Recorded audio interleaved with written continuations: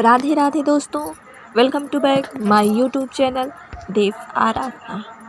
दोस्तों, आज हम इस वीडियो में नागेश्वर ज्योतिर्लिंग की कथा का पाठ करने वाले हैं। दोस्तों, जब राक्षस को मारने के लिए शिव जी ने लिया ज्योतिर्लिंग का रूप, जाने क्या है नागेश्वर ज्योतिर्लिंग की कथा। नागेश्वर ज्योतिर्लिंग को नागनाथ मंदिर के नाम से भी जाना जाता है। यह गुजरात के द्वारका में नागेश्वर गांव में स्थित है। नागेश्वर महादेव की पूजा शिवलिंग के रूप में की जाती है। यह 12वां ज्योतिर्लिंग है। ऐसी मान्यता है कि भगवान श्री कृष्ण ने भी इस ज्योतिर्लिंग की पूजा और इसका रुद्राभिषेक किया था। सावन का आखिरी सोमवार 4 अगस्त को था। सावन के पूरे महीने में भक्त भगवान शिव की पूरी श्रद्धा के साथ उपासना करते हैं। वहीं सावन के इसी महीने में कई भक्तगण भगवान शिव के पूजन और दर्शन हेतु उनके ज्योतिर्लिंगों में भी जाते हैं। भारत में महादेव के कुल 12 ज्योतिर्लिंग हैं, जो भगवान शिव के होने का एहसास कराते हैं। ऐसा माना जाता है कि जो जातक या जो भक्त इन ज्योतिर्लिंगों के नाम का जाप करता है, महादेव उसकी हर इच्छा पूरी करते हैं। इन्हीं 12 ज्योतिर्लिंगों में से एक है नागेश्वर ज्योतिर्लिंग, जिसके बारे में आज हम आपको बताने जा रहे हैं। तो आइए बिना देर के हुए नागेश्वर ज्योतिर्लिंग की कथा आरंभ करते हैं। नागेश्वर ज्योतिर्लिंग को नागनाथ मंदिर के नाम से भी जाना जाता है। यह गुजरात के द्वारका में नागेश्वर गांव में स्थित है।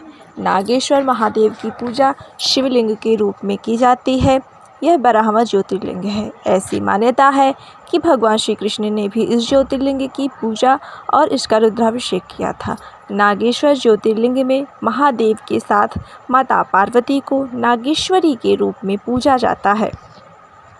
शिव पुराण के श्री कोटि रुद्र संहिता के मुताबिक प्राचीन काल में दारुक नाम का एक दानव हुआ।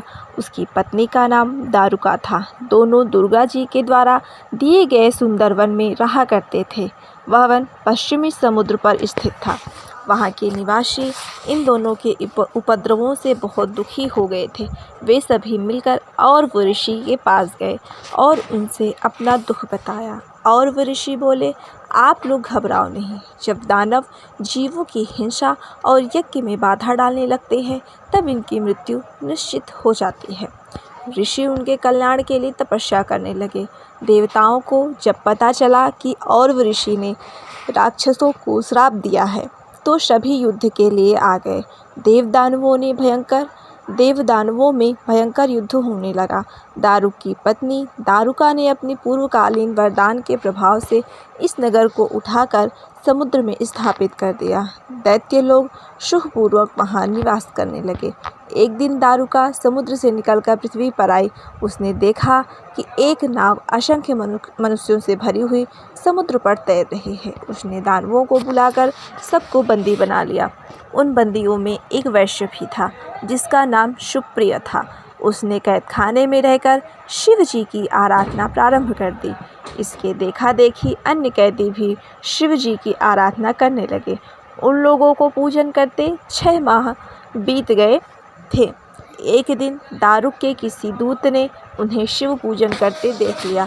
इस पर दारुक ने वैश्य के पास आकर पूछा, तू किसकी पूजा कर रहा है? यह पूजा किस कारण से कर रहा है? यदि तू सच सच बता देगा तो मैं तुझे छोड़ दूंगा, नहीं तो तुझे मार दिया जाएगा।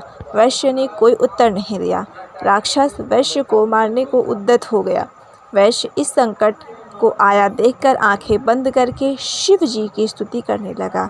हे स्वामी, मैं आपकी शरण में हूँ, शरणागत की रक्षा कीजिए।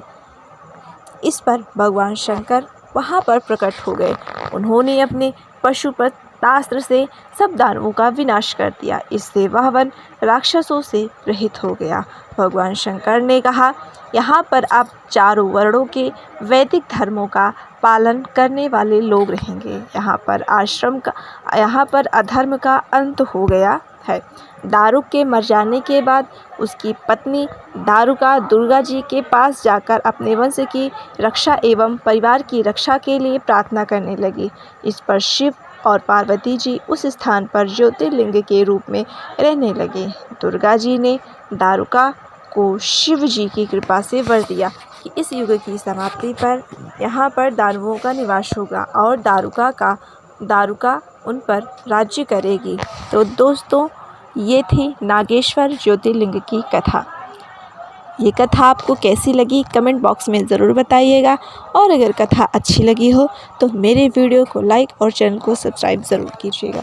आज के लिए बस इतना ही। मिलते हैं अगली वीडियो में एक नई जानकारी के साथ। तब तक के लिए नमस्कार।